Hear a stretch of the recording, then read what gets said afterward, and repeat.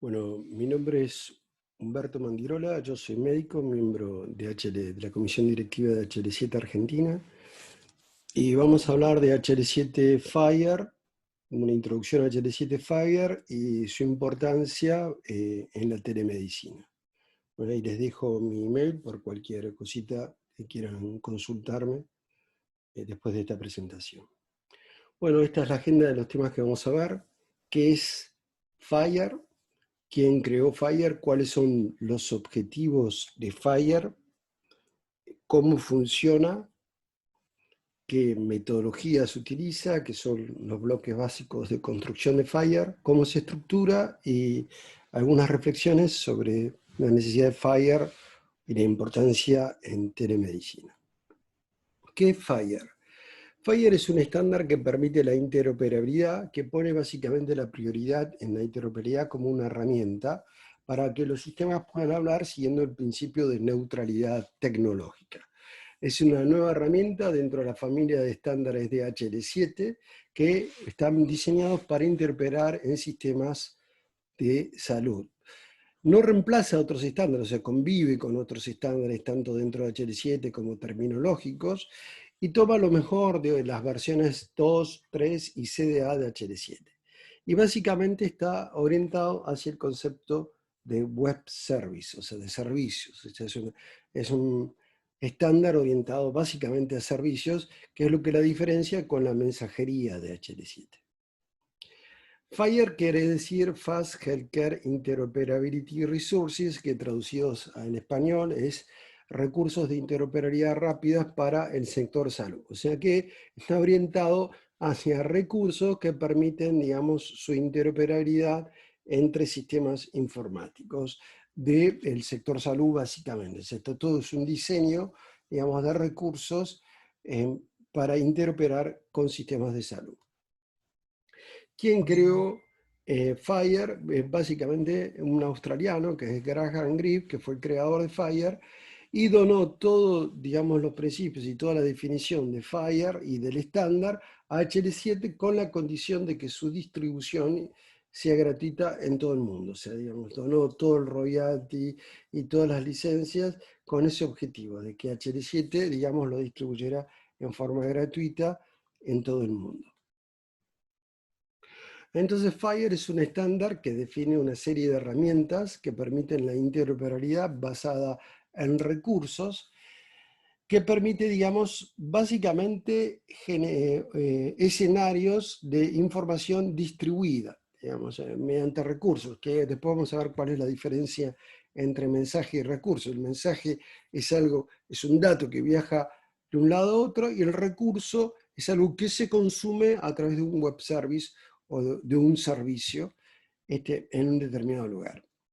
Básicamente tiene el concepto de crear recursos, de obtener un recurso de otro servidor, de hacer una actualización de un recurso, de borrar o eliminar un recurso, o de hacer búsqueda de recursos en distintos servidores que están distribuidos dentro de la red, que digamos sería más o menos el concepto que hoy se entiende de diseños, digamos, de redes.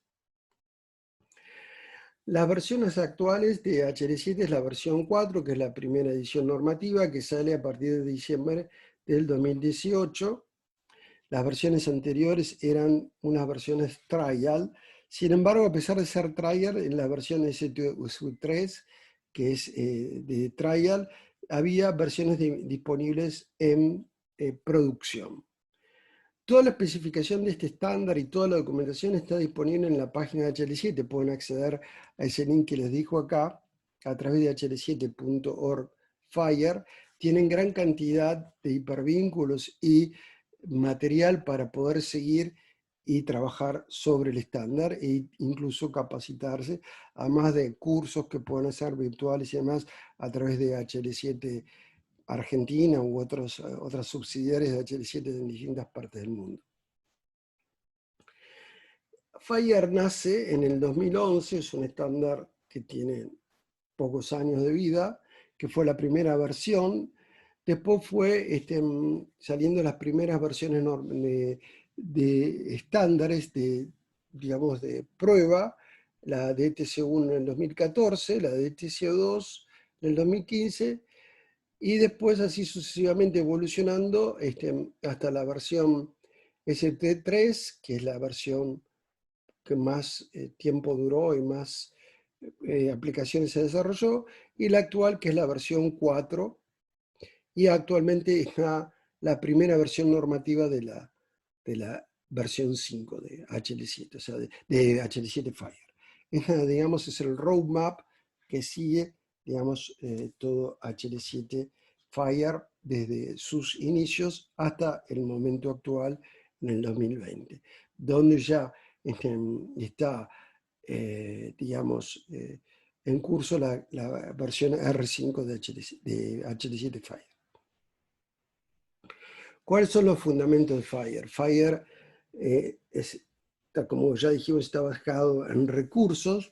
Un recurso es una unidad básica de interoperabilidad. Por ejemplo, un recurso es un recurso patient, un recurso de pacientes, en donde está toda una unidad conceptual, digamos, y que contiene todos los elementos que permiten identificar esa unidad. O sea, que básicamente sigue toda una integración conceptual. No es fragmentado como era, por ejemplo, y segmentado como era la mensajería versión 2.4, sino que son recursos que es objetos conceptuales que tienen varios atributos. Por ejemplo, médico, paciente, un problema de observación, vacunaciones, o sea, resultados de un protocolo de laboratorio. O sea, son todos conceptos con varios atributos y no son segmentados. Esos son los, digamos, los recursos Fire. Está diseñado, como ya dijimos, a Web Service, a RESTful Web Service, y tiene esas operaciones de crear, borrar y demás sobre servicios, digamos, que están integrados en distintos servidores. Y es un modelo de datos, de componente, que permite consumir recursos a través de servicios. Entonces, ese es el concepto fundamental de diseño. Aquí tenemos la diferencia entre, un poquito habíamos charlado, de la versión 2.x, de lo que sería la mensajería, contra lo que son los servicios REST, que es el concepto actual de redes de información distribuida. En el mensaje, digamos, en la figura que tienen a la izquierda, una aplicación consulta a otra base de datos y el mensaje viaja con el dato fragmentado desde un sistema a otro. En cambio, a través de los servicios REST, nosotros consumimos un servicio que está en otra aplicación y consultamos dentro, digamos, de ese servicio REST. O sea, digamos, la aplicación consulta y el viaje no viaja el dato, sino que viaja y nosotros podemos trabajar sobre los datos de la base de datos del otro sistema. Es el dibujo que nosotros tenemos acá a la derecha. Entonces esas básicamente serían las diferencias. En la mensajería, un sistema local, el dato se transfiere sin ningún tipo de procesamiento. O sea, yo consulto, bueno, quiero el resultado de una glucemia y ese dato viaja.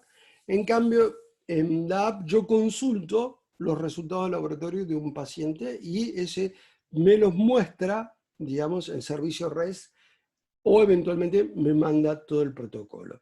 Básicamente esa sería la diferencia fundamental entre lo que es mensajería y lo que son recursos distribuidos a través de Fire.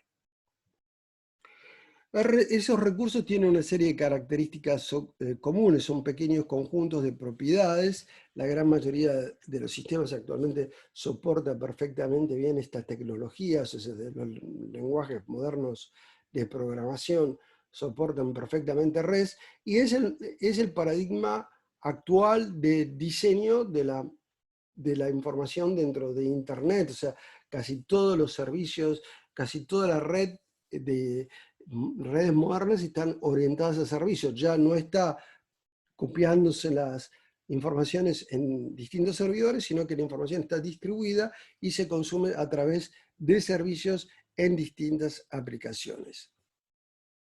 Se hace una identificación a través de un registro que permite localizar y recuperar información, y hay componentes, digamos, y atributos legibles, narrativos, y también hay metadatos que permiten ser procesados por los sistemas. O sea, tienen las dos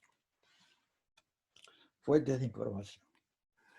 Los diseños de los recursos FHIR están en estándares, básicamente XML y JSON, que son dos estándares más conocidos para el manejo de recursos, y están basados en protocolos de HTTP, SOAP, Simple Object Access Protocol, para poder consumirse, y pueden encontrar la mayoría de los perfiles IHE dentro de los servicios web para poder ser utilizados. O sea que básicamente son recursos que tanto XML como JSON, que manejan todos los lenguajes de programación.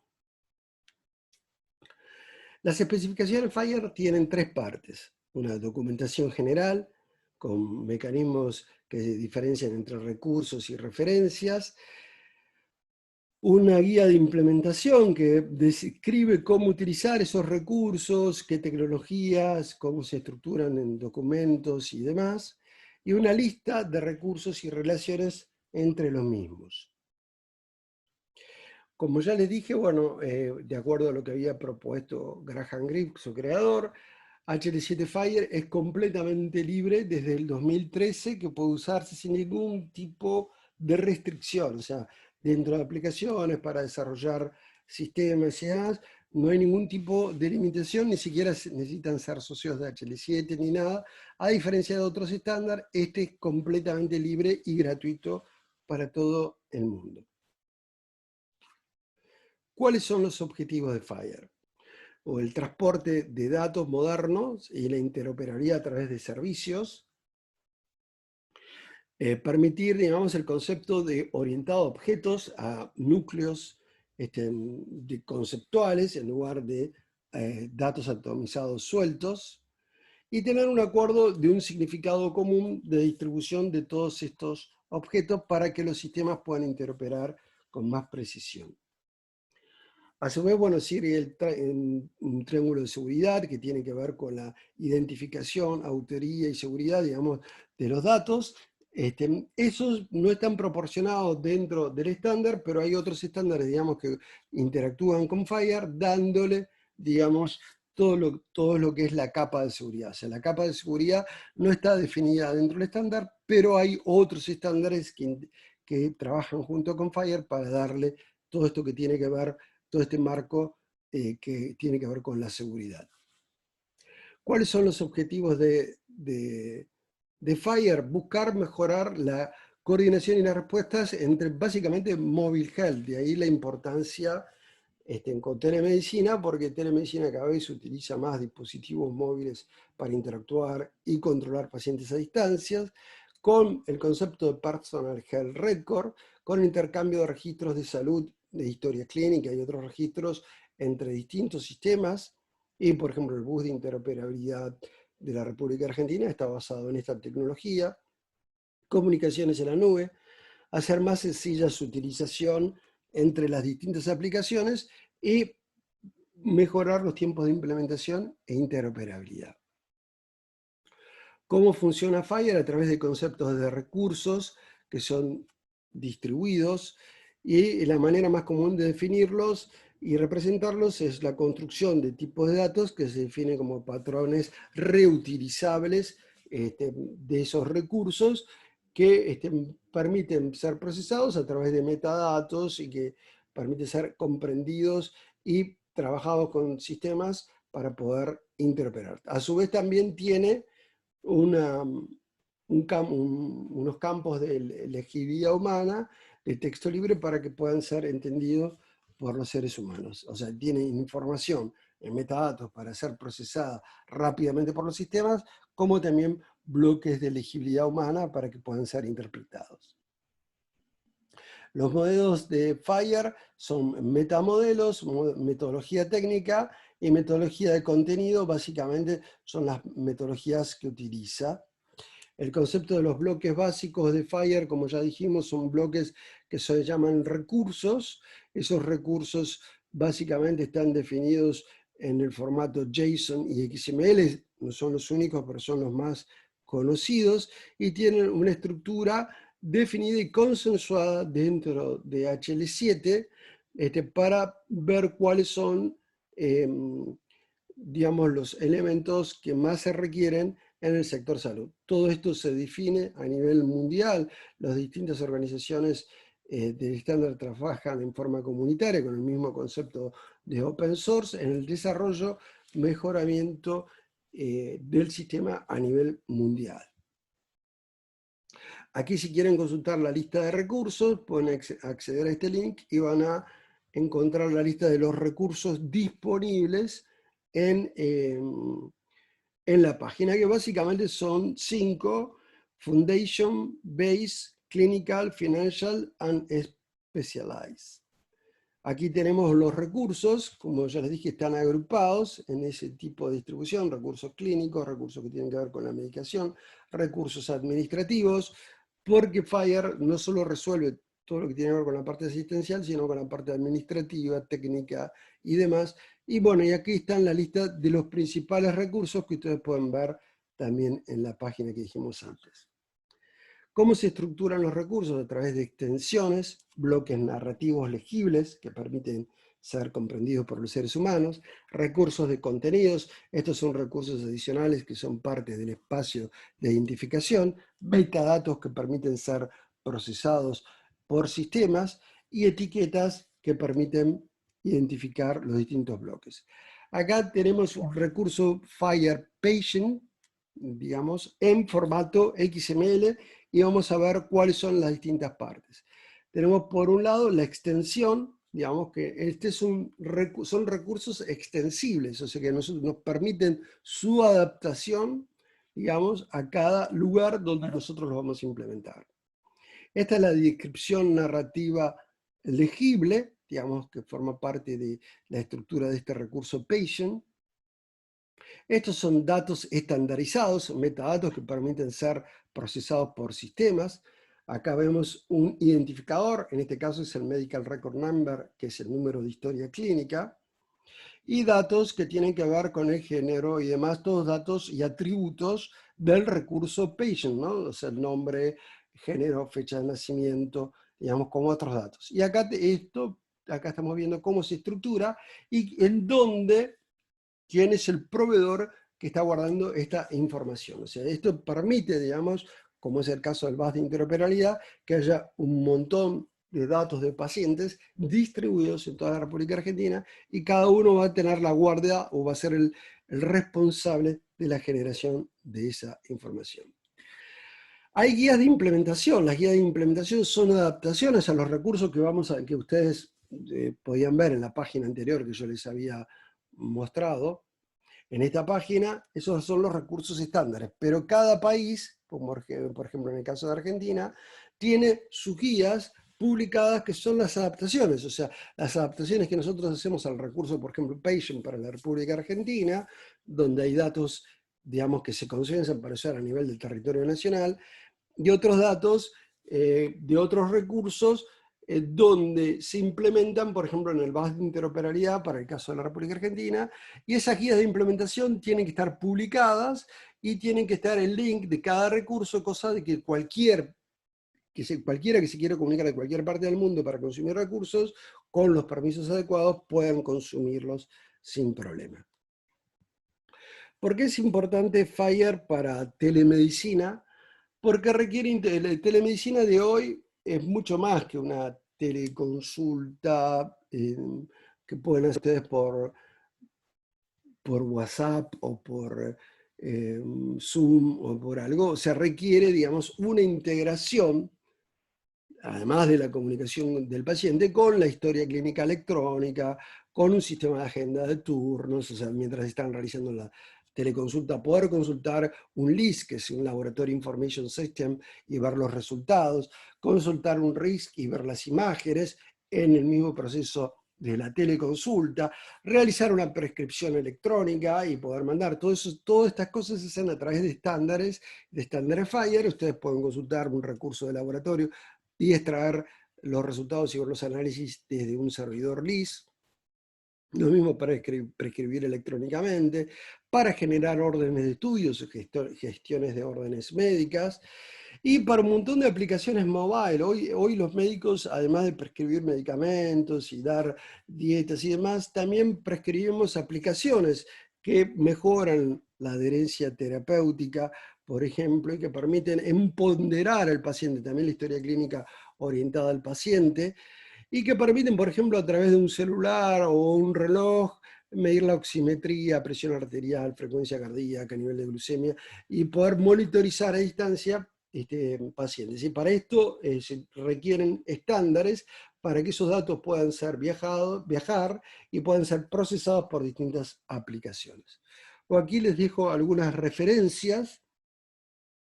Digamos, acá arriba tienen el blog de Graham Greig, que es el creador de Fire, y otros links, obviamente el sitio de HL7 Fire, donde pueden sacar toda la documentación que yo les dije, y algunas presentaciones y algunos links que les pueden ser de utilidad. Bueno, muchas gracias por habernos escuchado y estamos a las órdenes de ustedes para cualquier consulta que